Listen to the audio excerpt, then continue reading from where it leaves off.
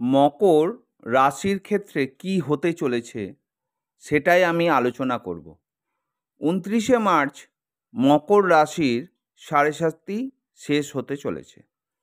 অনেকে 7.5 বছর ধরে অনেক সমস্যার সম্মুখীন হয়েছেন, আবার অনেকের ভালো হয়েছে।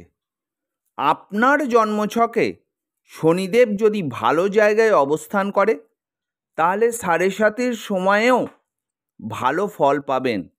আর শনিদেব যদি আপনার জন্মছকে খারাপ জায়গায় অবস্থান করে বা পীড়িত অবস্থায় থাকে তাহলে তার দুর্দশার সীমা থাকে না। তাহলে সাড়ে সাতির শেষ চরণের পর আপনাদের কেমন হবে জীবন, সেটাই আজকের আলোচ্য বিষয়।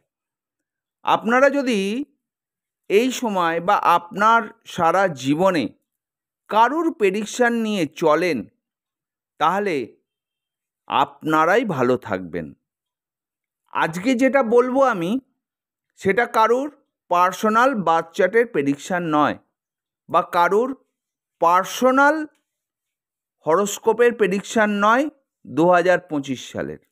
যেটা বলবো গ্রহের গোচরের ফলাফল। আপনারা যদি আমার চ্যানেলের প্রথম হয়ে থাকেন তাহলে চ্যানেলটিকে অতি অবশ্যই সাবস্ক্রাইব করে দেবেন আর বেল আইকনটিকে প্রেস করে দেবেন, যাতে আগামী দিনে মকর রাশি ও লগ্নের জাতক জাতিকাদের জন্য কোনো ভিডিও ছাড়লে প্রথম নোটিফিকেশানটি আপনার কাছে পৌঁছে যায়। আর যারা চ্যানেলটিকে সাবস্ক্রাইব করে নিয়মিত ভিডিও দেখছেন তাদেরকে জানাই অসংখ্য অসংখ্য ধন্যবাদ। আমি যে গ্রহদের অবস্থান বা গোচর নিয়ে আজকের কথা বলবো, যে গোচরের ফলে কারুর জীবনে প্রচুর উন্নতি হয়, সে সাফল্যের চূড়ায় পৌঁছে যায়, আবার কারুর ক্ষেত্রে কেউ একবারে মাটিতে ধূলিসাৎ হয়ে যায়। আমি সেই গ্রহদের কথা বলছি যাদের গোচরের সময়কাল 1 বছর, 1.5 বছর কি 2.5 বছর। সেই গ্রহগুলো হলো বৃহস্পতি, রাহু, কেতু, শনি। এই গ্রহগুলোর দ্বারাই আমরা জীবনে সাফল্য লাভ করি বা এই গ্রহগুলোর দ্বারাই আমরা জীবনে একেবারে ধূলিসাৎ হয়ে যাই। তাহলে দেখে নিই এই গ্রহগুলোর গোচরের সময় আপনার কি ফলাফল হতে পারে এই 2025 সালে, মানে আপনার সাড়ে সাতি কেটে যাওয়ার পর। শনিদেব 29শে মার্চ আপনাদের 3rd হাউসে প্রবেশ করছে। বৃহস্পতি 15ই মে আপনাদের 6th হাউসে প্রবেশ করছে। রাহু 18ই মে আপনাদের 2nd হাউসে ও কেতু 18ই মে আপনাদের 8ম হাউসে প্রবেশ করছে। তাহলে সাড়ে সাতি শেষ হলে কেমন হবে আপনার জীবন, দেখে নিই কী হতে পারে আপনাদের জীবনে। মে মাসের পর আপনাদের লোন হবার যোগ রয়েছে। যারা লোন নিতে চাইছেন তারা এই সময় সহজে লোন পেয়ে যাবেন। দেখে নিই কর্মের দিকটা কেমন থাকবে আপনাদের 2025 সাল। কর্মে উন্নতি হবে, মাইনে বৃদ্ধি হবে। যারা নতুন কর্ম খুঁজছেন তারা কর্ম পেতে চলেছেন। যারা রাজনৈতিক ক্ষেত্রে যুক্ত তাদেরও উন্নতি হবে। নতুন পদ আপনি পেতে পারেন আপনার রাজনৈতিক জীবনে। দেখুন, একটা ছোট্ট কথা বলি, অনেকেই আমাকে কমেন্টে লেখেন আপনি খুব নেগেটিভ কথাবার্তা বলেন। আমি অন্য কারুর মতন বানিয়ে বলতে পারি না বা আপনাদের মন রাখার জন্য বানিয়ে প্রেডিকশান করতে পারি না। যেটা হবে আপনার জীবনে সেটাই আমি বলবো। প্রতিটা মানুষের জীবনে ভালোও যেমন থাকে, খারাপও থাকে। একটা মানুষের জীবন ভালো মন্দ মিশিয়ে থাকে, তাই ভালো হলে ভালোটা বলবো আর খারাপ হলে খারাপটাও বলবো। মন রাখার কথা বা মন গড়া কথা আমি বলতে পারি না।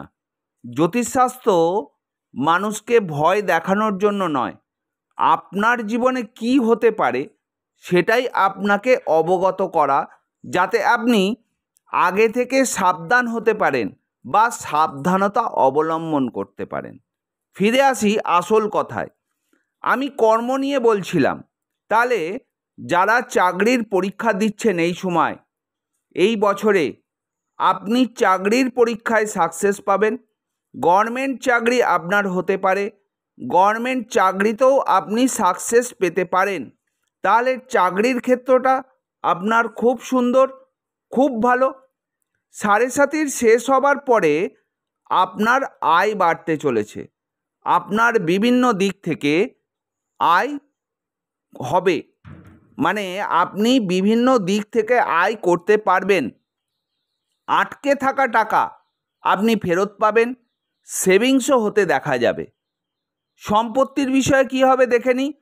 সম্পত্তির দিকেও শুভ।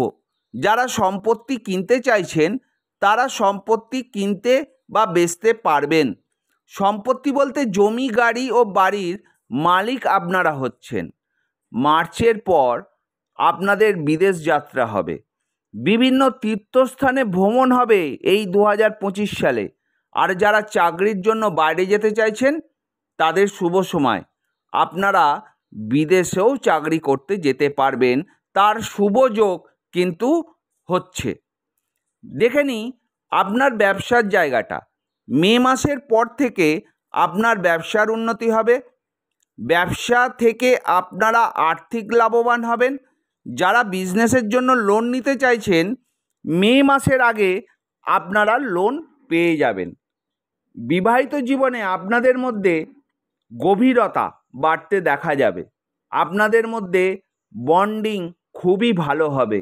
যারা বিবাহ করতে চাইছেন জুন মাসের আগে শুভ সময়, আপনাদের বিবাহ হয়ে যেতে পারে, বিবাহের সুযোগ কিন্তু আপনাদের রয়েছে।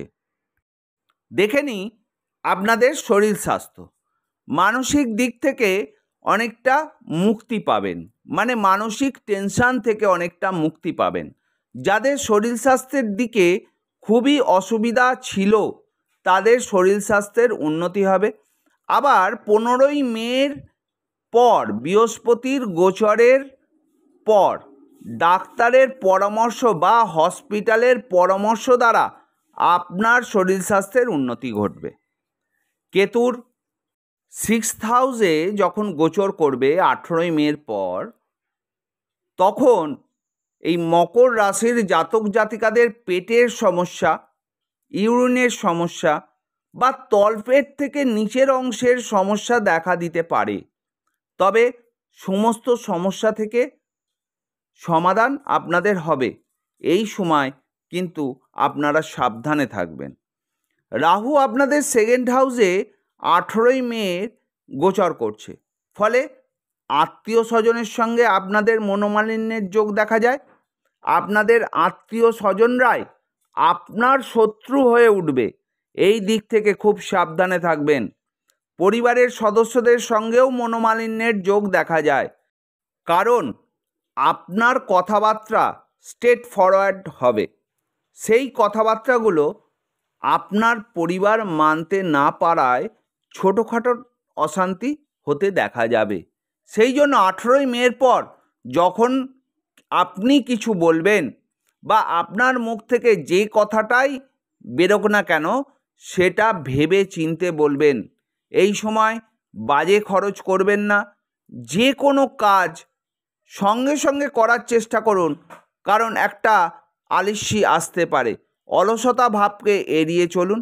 ভালো বন্ধুর সঙ্গে বিচ্ছেদ হতে পারে, তাই আপনার কথাবার্তার রাশ টানতে হবে বা ভেবে চিনতে অবশ্যই আপনাকে কথাবার্তা বলতে হবে। যারা বিভিন্ন সমস্যার মধ্যে আছেন তারা আমার সঙ্গে যোগাযোগ করতে পারেন। আর কথা না বাড়িয়ে মকর রাশি ও লগ্নের 2025 সাল কেমন যাবে পুরো ডিটেলস বললাম। সব শেষে বলি, ভালো থাকবেন, সুস্থ থাকবেন, সাবধানে থাকবেন।